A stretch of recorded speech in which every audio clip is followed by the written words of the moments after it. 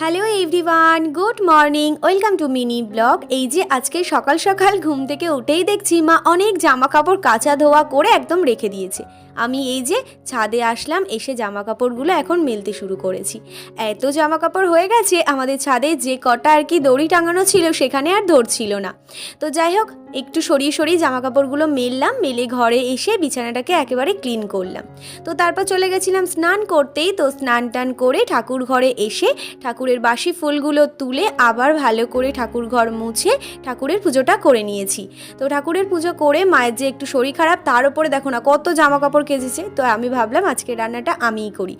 আজকে রান্না হবে ইলিশ মাছের মাথা দিয়ে কচু শাক, তারপর হবে শুক্তো, আর হবে মাছের ঝাল। শরীর খারাপ অবস্থায় ওই যে দেখো না বাড়ির আশেপাশে একটু বড় বড় ঘাস হয়ে গেছে, সেগুলোই আর কি মেরে ফেলার ব্যবস্থা করছি। আর এদিকে আমার রান্না বান্না প্রায় হয়ে গেছে, শুক্তোটাও হয়ে গেছে। চলো টাটা।